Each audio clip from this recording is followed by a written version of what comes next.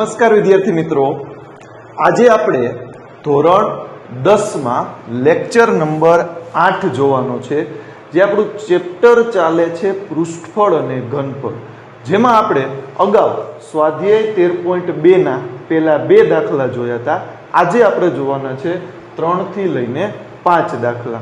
બરાબર, તો ચેપ્ટર વિશે આપણે બધું જાણીએ જ છીએ, તો વધારે ડીપમાં સમય ન બગાડતા આપણે ચેપ્ટર સ્ટાર્ટ કરી દઈએ. સૌથી પહેલા આપણે લઈએ દાખલા નંબર 3.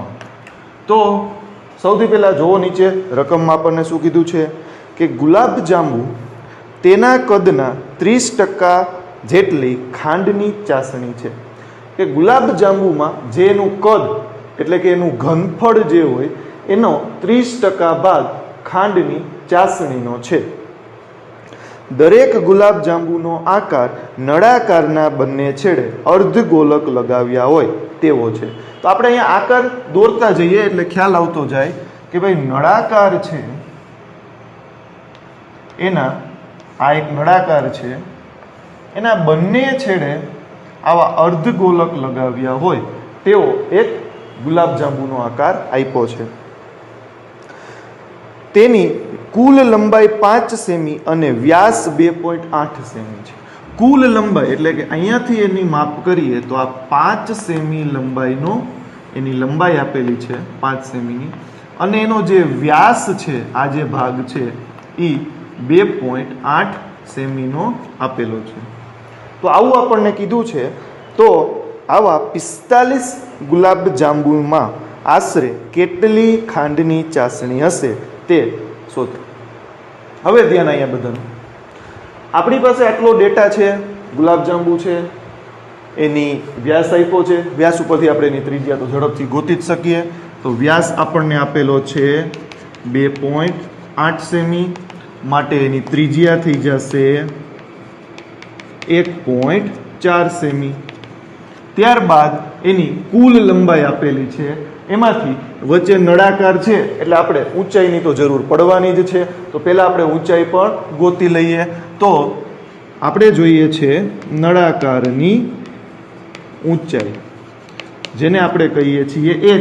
તો h કેવી રીતે મળે? તો કે હવે આપણે જાણીએ છીએ કે કુલ ઊંચાઈમાંથી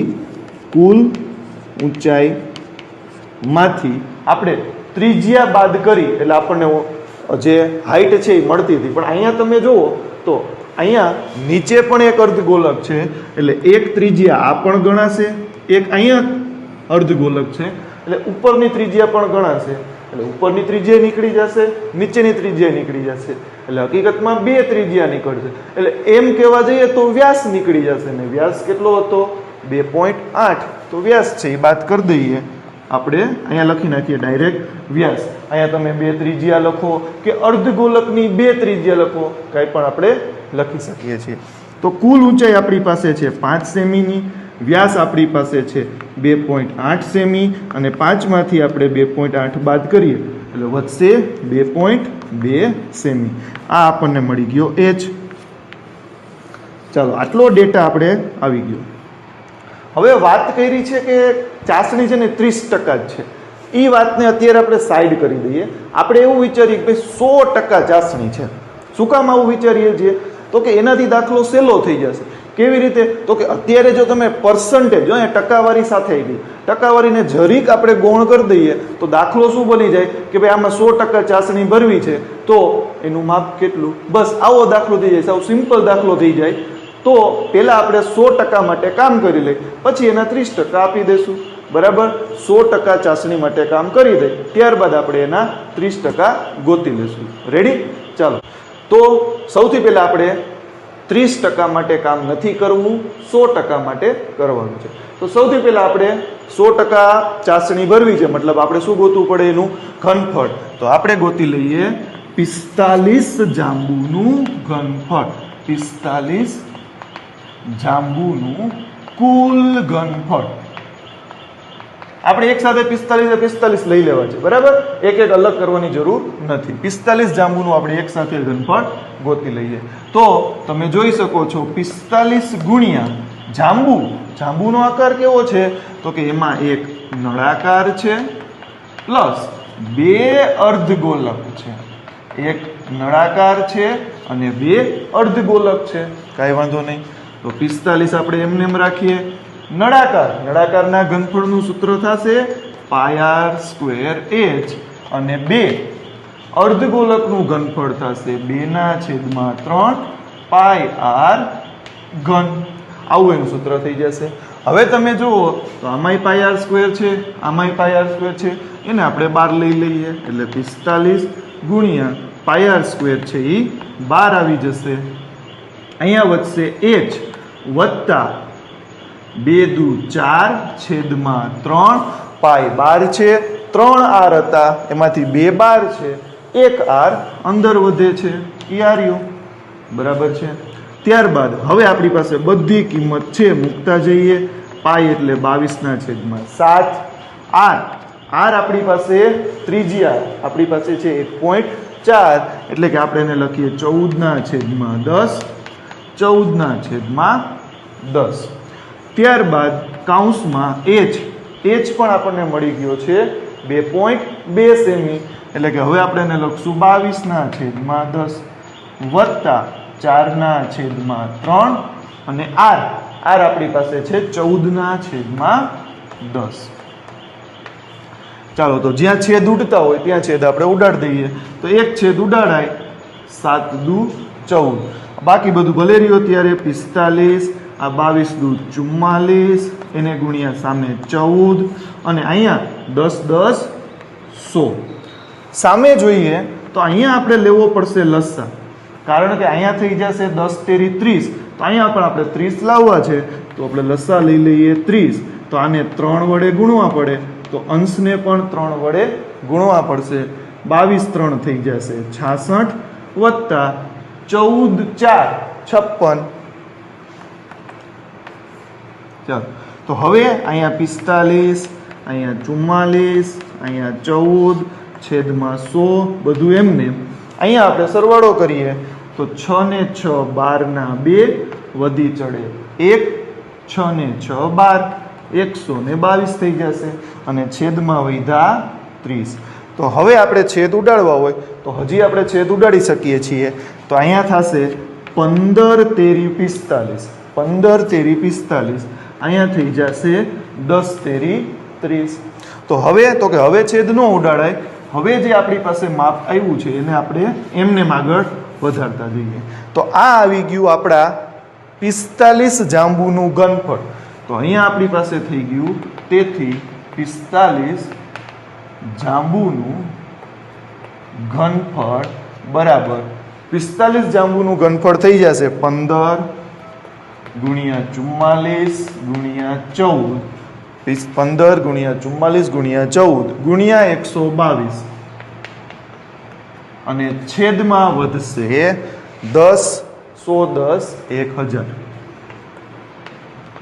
ચલો આ થઈ ગયું જાંબુનું કુલ ઘનફળ. પણ આપણે તો શું જોઈએ છે હજી જો સાદું રૂપ આપવાની જરૂર નથી, છેલ્લે જ સાદું રૂપ આપશું. હવે આપણને શું કીધું છે કે ભાઈ ઘનફળ તો જોઈ છે પણ એમાં જે ચાસણી છે આ 100%ની આવી.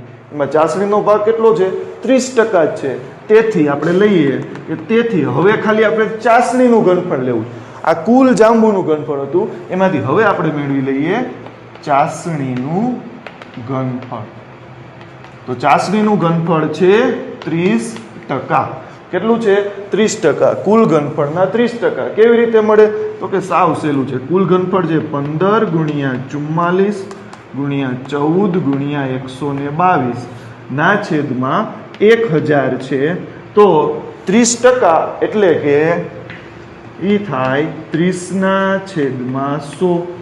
30% એટલે થઈ જાય 30/100. તો ત્યાં આપણે જોઈએ તો આ એક 0 છે એ ઉડી જાય.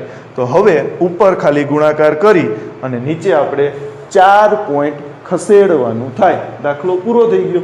ખાલી આપણે ઉપર ગુણાકાર કરીએ તો સૌથી પહેલાં આપણે 44 ગુણ્યા 15 કરી લઈએ. અહીંયા આપણે ગુણાકાર બતાવતા જઈએ 44 ગુણ્યા 15.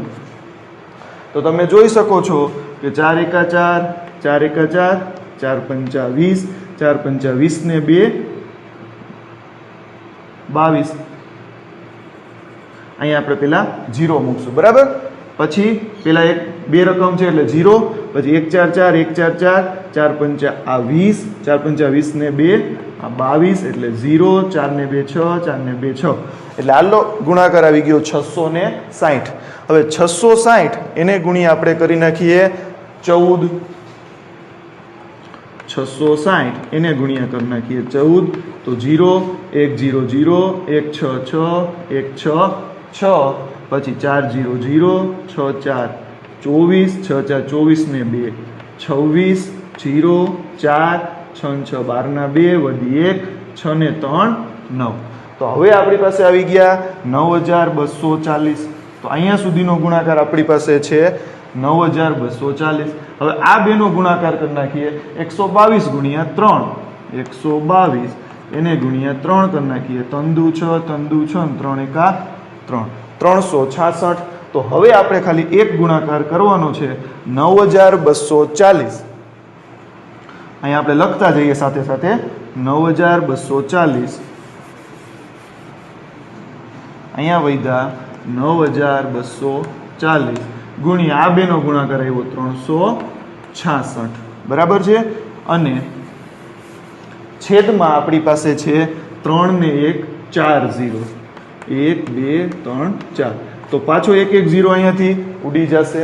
ચાલો તો હવે 924 ગુણ્યા 366 જ કરવાના રહ્યા. તો 924 અહીંયા લઈ લઈએ આપણે 924 એને ગુણ્યા 366. તો પહેલા આપણે 2 0 મૂકશું ને પછી મૂકશું 1 0. તો 4 તેરી 12 ના 2 વધી 1 3 દુ 6 ને 1 7 9 3 27 બરાબર. પછી અહીંયા 6 4 24 થઈ જશે 6 2 12 12 ને 2 14 નો ચોગડો વધી 1 9 6 54 ને 1 55 થઈ જશે. એવી રીતે પાછો 6 નો વારો આવશે તો 6 4 પાછા 24 થઈ જશે.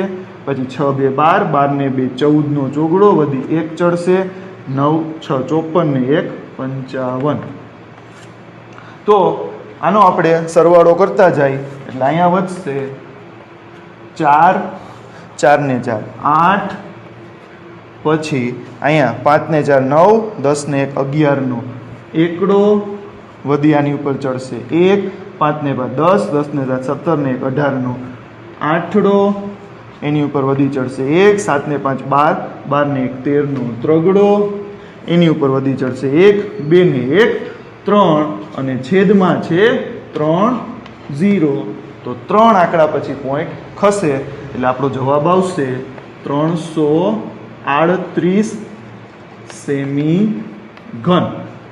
હવે તમે કહેશો કે પોઈન્ટ પછી અહીંયા પોઈન્ટ આવ્યો તો 3 આંકડા લખ્યા શું કામ નહીં? તો કે રકમમાં આપણે કીધું હતું કે આશરે કિંમત કેટલી થાય. સાચો જવાબ શું છે?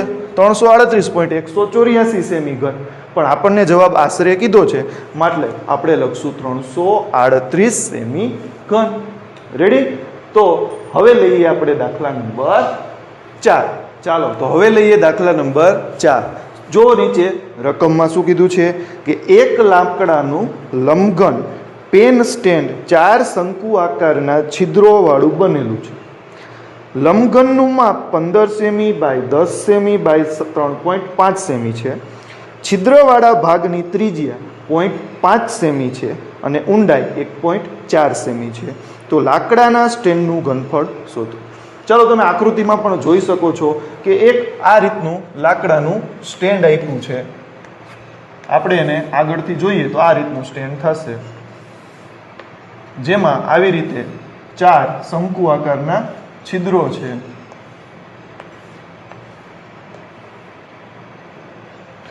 જેમાં આપણને એવું કીધું છે કે આ લંબઘનનું ઘનફળ ગોતો. તો એના માટે આપણને L, B અને H ત્રણે ત્રણ માપ આપણને રકમમાં આપ્યા છે.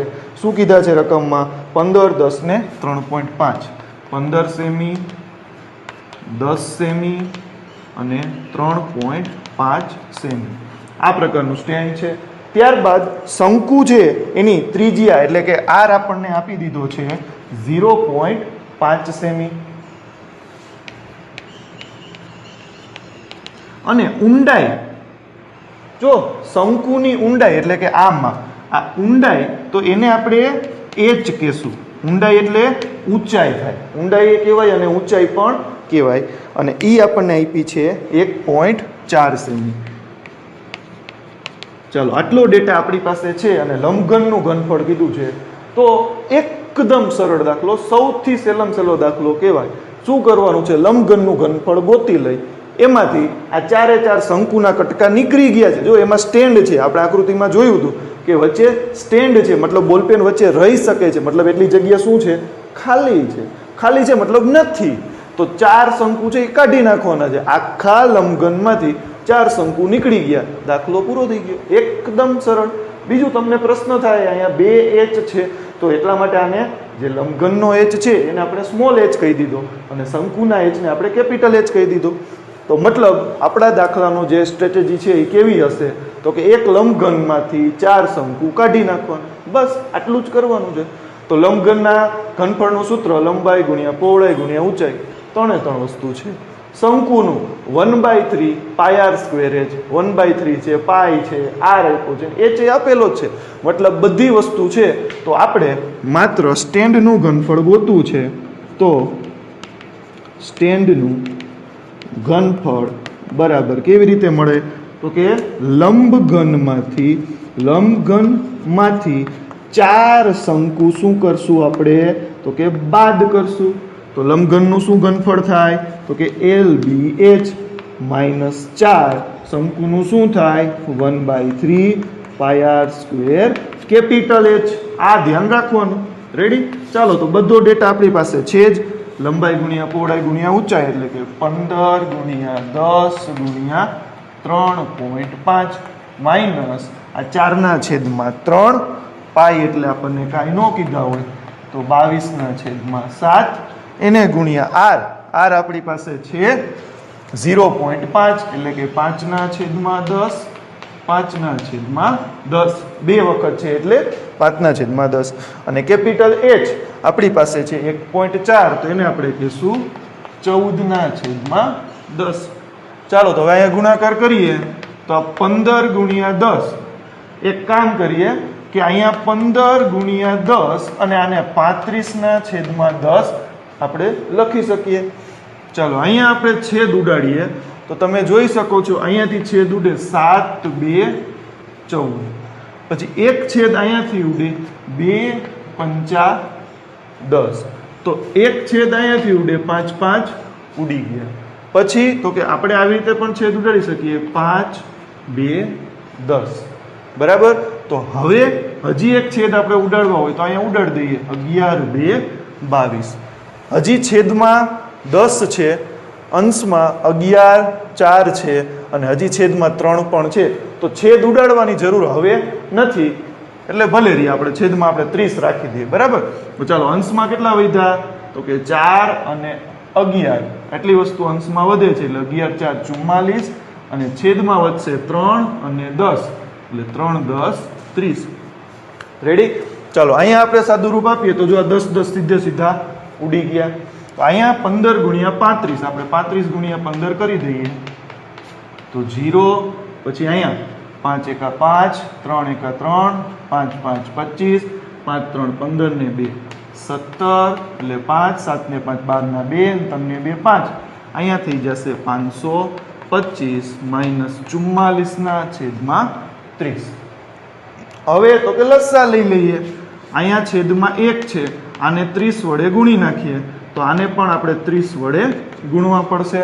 તો 525 એનો ગુણાકાર આપણે 30 વડે કરી નાખીએ તો 0 નો 0 5 તેરી 15 3 દુ 6 ને 1 7 3 5 15 અને 0 સાથે ગુણાકાર કરવાની જરૂર નથી એટલે સામે વધશે 15750 -44/30.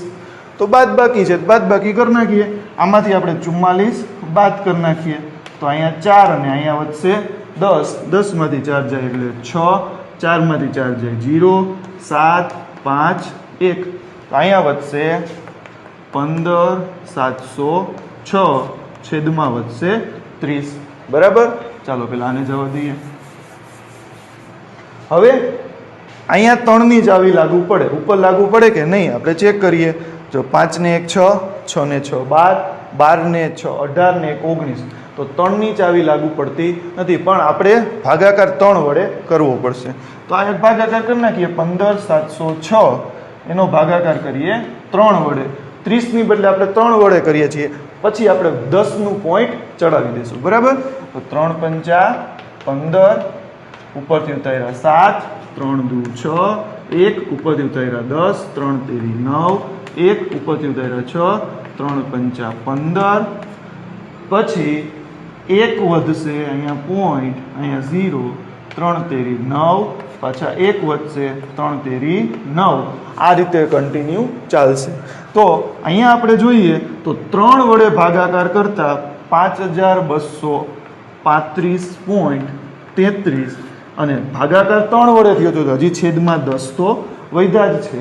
તો 10 વધ્યા છે તો આ પોઈન્ટ છે એક ડગલું ખસી જાય, એટલે 523.533 સેમી ઘન. આનું ઘનફળ થઈ જશે સેમી ઘન. બરાબર? આ રીતે આપણો જવાબ આવશે. તો એકદમ સરળ દાખલો હતો. ખાલી આપણે એક સામાન્ય વસ્તુ સમજવાની હતી, લંબઘનમાંથી 4 શંકુ બાદ થાય છે. બરાબર? એકદમ સરળ છે. રેડી? ચાલો, તો હવે આપણે લઈએ દાખલા નંબર 5. જોવો નીચે રકમમાં શું કીધું છે, ત્યાં સુધીમાં આપણે બોર્ડ ખાલી કરી દઈએ. રકમ ઝડપથી વાંચો અને સમજવાનો પ્રયત્ન કરો કે શું કહેવા માંગે છે રકમમાં.